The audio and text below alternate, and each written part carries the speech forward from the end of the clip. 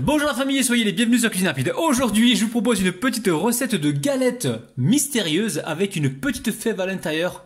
La famille, vous allez vraiment être surpris. Et en plus, la recette, elle est vraiment très facile à réaliser. Alors, si vous venez tout juste d'arriver sur la chaîne Cuisine Rapide et que vous n'êtes pas encore abonné, je vous invite à le faire en cliquant sur le petit bouton qui vous attend juste en bas de la vidéo. C'est marqué en rouge s'abonner. Cliquez dessus, c'est entièrement gratuit.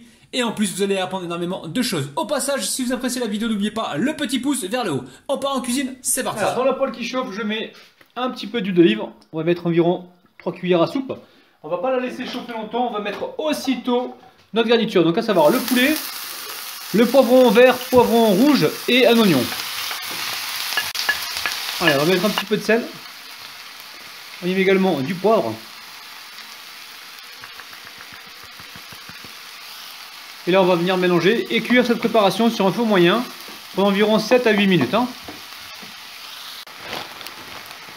Allez, on va mettre un petit peu de paprika, donc environ une cuillère à soupe. On va mélanger. Allez, au bout de 7 minutes, je baisse le feu. Ici, j'ai... Alors, ici, j'ai des œufs. Donc là, j'ai 6 œufs, vous avez vu. Je vais venir les battre en omelette rapidement. Et une fois que c'est fait, on va venir les mélanger donc à la préparation. Ça va nous aider justement à avoir une tenue dans notre galette. Après, on peut s'amuser à rajouter un peu de sel, un peu de poivre. C'est vous qui voyez au niveau de l'assaisonnement si vous êtes bon ou pas. Alors, dans cette galette, évidemment, je ne mettrai pas de fèves, mais rien ne vous empêche d'en mettre une, les amis. Il n'y a pas de problème. Donc là, surtout, on ne va pas s'arrêter de mélanger pour cuire correctement donc les œufs. Là, la viande elle est cuite, elle. Plus que les œufs à cuire. Alors, assurez-vous de bien cuire votre bougli-bougla. Bougli-bougla. Voilà, là il faut pas qu'il y ait trop d'humidité, sinon ça va détremper la pâte. Donc là on est quasiment bon. Je pense que l'œuf est cuit et qu'on n'a pas trop d'humidité, les amis. Donc on reste bien sur un feu doux. Surtout on ne s'arrête pas de mélanger. Là vous avez un bon plat pour les sportifs. Bon, à condition de ne pas mettre la pâte feuilletée, mais si vous mangez ça comme ça sans la pâte feuilletée, c'est un bon plat pour ceux qui perdent du poids et ceux qui font du sport. Surtout pour ceux qui font du sport. Après ceux qui perdent du poids, c'est vrai qu'il y a des œufs dedans en plus. Donc faudrait pas mettre, faudrait mettre que des blancs d'œufs là, dans ce cas-là, pour ceux qui veulent perdre du poids. Allez, je vais débarrasser ça pour que ça refroidisse assez rapidement, qu'on puisse donc monter la galette. Alors j'ai mis tout ça sur une assiette, pour que ça refroidisse rapidement. Ici j'ai un demi-citron, je vais mettre quelques gouttes, pas besoin d'en mettre des masses, les amis. Voilà, quelques gouttes pour apporter de l'acidité. Je vais venir mélanger rapidement avec ma fourchette. Là, on va faire aujourd'hui une galette des rois trompe-l'œil, les amis. On est vraiment sur un truc trompe-l'œil.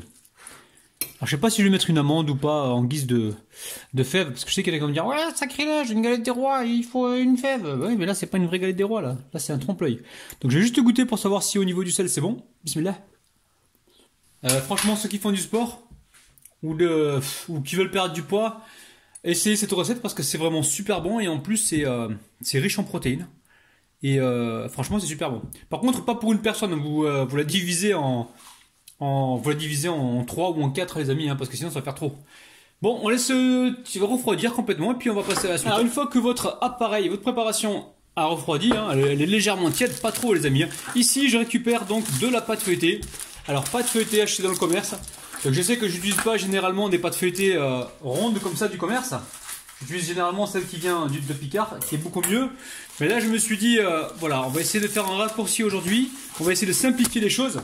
Et on va utiliser donc de la pâte feuilletée ronde. Alors, je vais le dire sur le paquet, ouais, c'est bien pâte feuilletée. J'ai eu peur que ce soit pas ça. Donc là, j'ai 2 rouleaux, les amis. J'en ai un qui est directement au frigo pour l'instant. On sort pas les 2 pâtes feuilletées. On en sort qu'une par une, les amis. Parce que, comment dire, la pâte feuilletée a tendance à se réchauffer assez rapidement. Donc là, ce papier-là de dessous, je le récupère, un peu d'économie. Un peu d'économie. Donc là, je vais vous montrer une astuce, les amis. Alors, là, on est sur un trompe-l'œil. Donc, qui dit trompe-l'œil, dit un minimum, voilà, respecter un minimum les ingrédients qu'il y a dedans. C'est-à-dire des amandes, des œufs, vous savez, pour la crème d'amande. Donc, on va respecter un petit peu ça. Donc là, vous avez compris, les amis, j'ai pris une plaque. On a déroulé donc le premier rouleau. Alors, ici, sur la pâte feuilletée, je vais venir y mettre un petit peu de poudre d'amande, d'accord? Donc poudre d'amande. Alors pourquoi je mets de la poudre d'amande, les amis? À votre avis, pourquoi? Je vous laisse 2 secondes pour me dire pourquoi. Donc la poudre d'amande, là, bon, déjà, il y en a dans la recette de la galette des rois, normalement, hein, les amis. Et j'en mets quand même un petit peu pour retenir, absorber, en fait, elle va absorber cette poudre d'amande un maximum d'humidité. Alors, ce qu'il faut faire, là où il faut faire vraiment attention, c'est de ne pas mettre trop sur les bords, sinon on ne pourra pas souder notre pâte. Donc là, on a des petits grumeaux de poudre d'amande, on va venir les écraser, là, tout simplement. Rien de bien compliqué. Ici, j'ai ma préparation.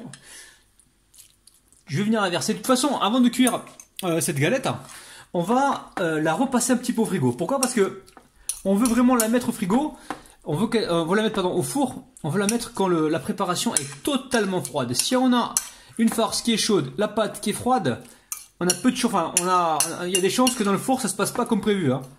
Donc juste pour que ça se passe comme prévu, les amis, on va respecter ça. On va mettre tout au four et le tout sera froid. La pâte sera froide et la préparation sera également froide. C'est pour ça qu'on va faire un petit passage au frigo.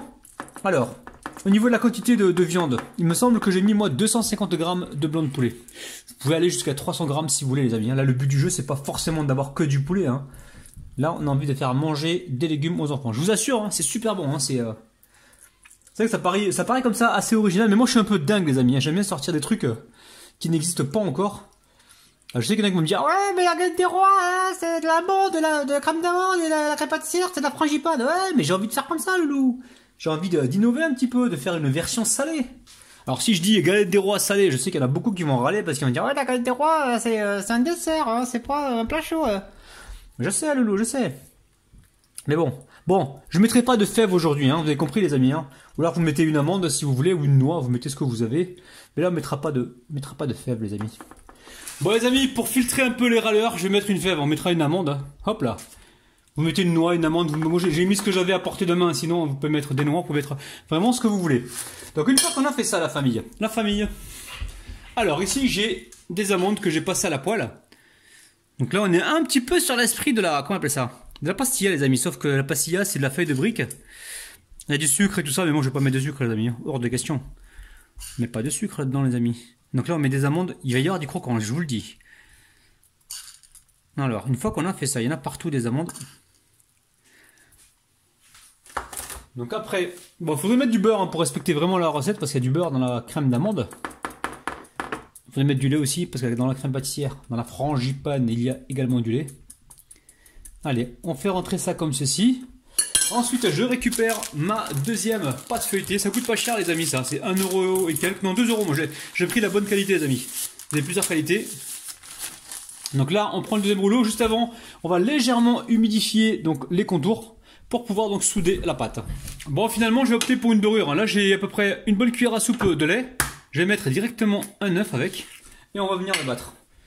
Voilà. Sinon, vous pouvez humidifier avec de l'eau. Ça marche aussi, il n'y a pas de problème. Donc là, je fouette rapidement. Et vous savez, cette dorure, les amis, je vais la garder, moi, au frigo après le restant, parce que je vais utiliser nos recettes demain. Enfin, je vais réaliser demain une recette et je vais réutiliser ma dorure. Pas de gaspillage. Vous pouvez la garder une journée, hein, ça craint pas au frigo. Hein. Là, ce qui craint, c'est de la garder plus de trop longtemps, quoi. Mais au-delà de 2 jours, c'est pas bon, les amis. Donc moi, je vous conseille vraiment de la garder, allez, 24 heures, pas plus. Mais bien filmée, au frais, vous voyez ce que je veux dire, hein. Pas à l'air libre, hein. Pensez toujours économie, les amis, toujours économie.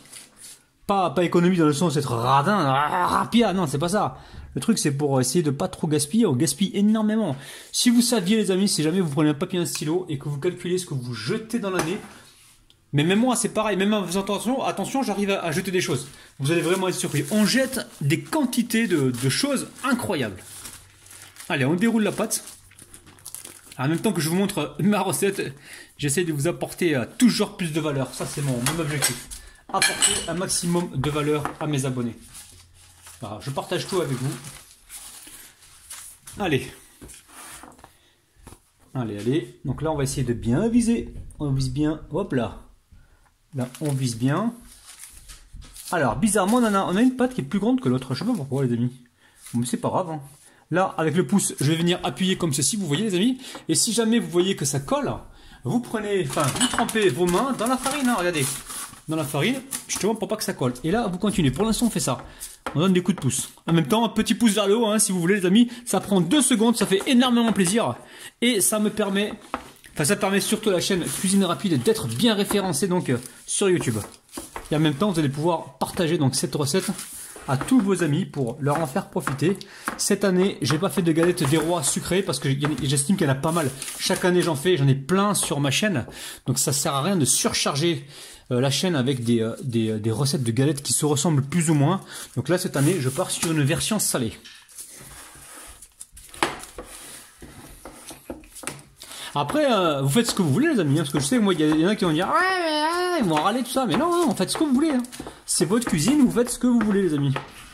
Alors là, assez parlé, hein. On prend une fourchette que je viens tremper directement dans la farine, hop là, et je vais venir souder les bords comme ceci. Vous voyez bien, les amis? Hop là, hop là, hop là, hop là. Vous avez vu? Donc je continue.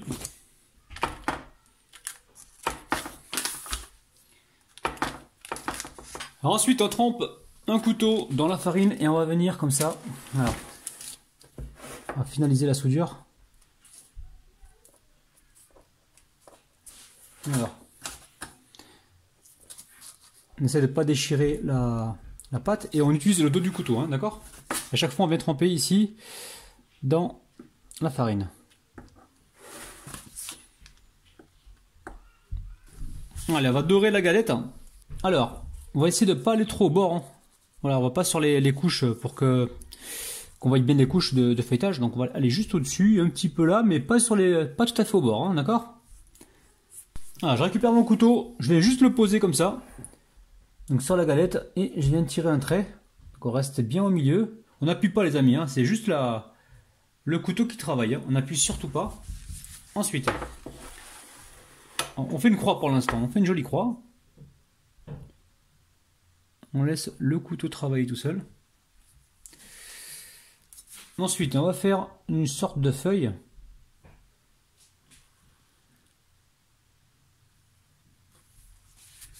Alors, je sais qu'il y en a qui sont plus doués que moi en dessin. Je fais vraiment ce que je peux avec ce que j'ai. J'appuie pas là, hein, les amis, hein, vous avez vu. On va répéter la même opération de l'autre côté.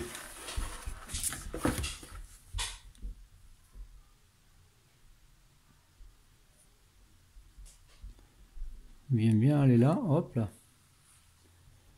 Alors chez vous, prenez le temps, appliquez-vous, les amis. Ok, alors ensuite on va venir faire des traits comme ça là. Hop, des traits de la feuille.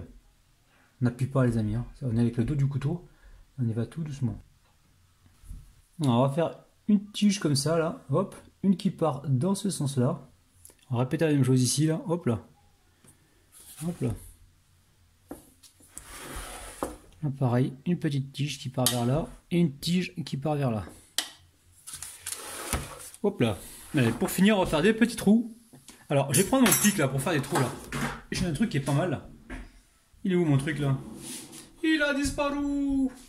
Ouais, on va prendre un pic, ou alors vous prenez un pic à brochette ou un cure-dent, les amis, mais attention au couteau parce que le couteau, ça a tendance à faire des trous assez larges. On va essayer d'en faire, voilà, un peu ici là, vous voyez, on va éviter les feuilles. On met juste là sur le côté. Hop. Voilà.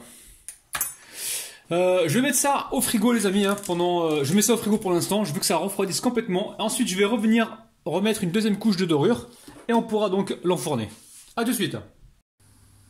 Allez, là, je viens de sortir ma galette. Je l'ai laissé environ 20 minutes au frigo, les amis. Si vous avez un frigo qui est bien froid, parce que je sais qu'il y en a qui ont des frigos qui sont surchargés, et dans ce cas-là, c'est pas trop froid, les amis.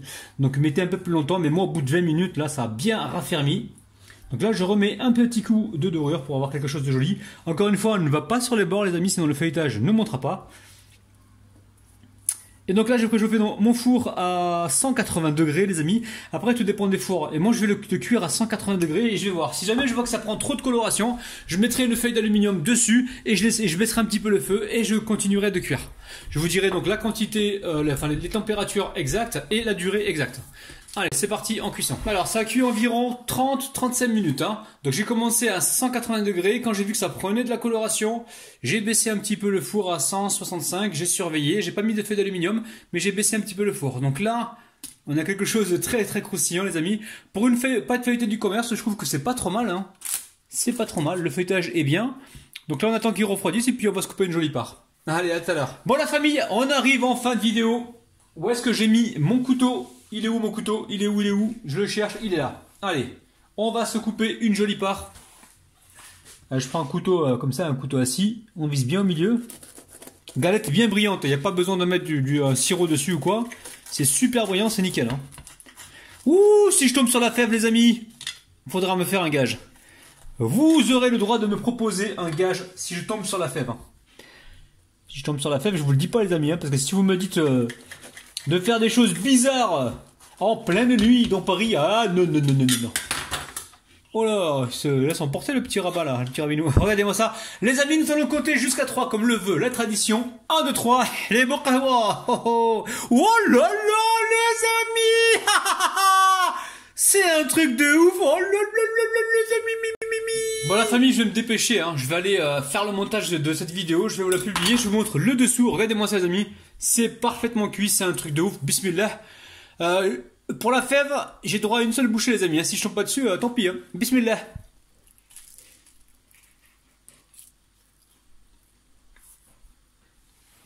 C'est de ouf, hein. C'est super bon, les amis. Hein. On va regarder s'il n'y a pas la fève qui se balade par là. Chaque année, je tombe dessus. Non, je vois pas de fève, hein, les amis, c'est qu'il n'y en a pas. Bon, les amis, prenez soin de vous. Bye bye.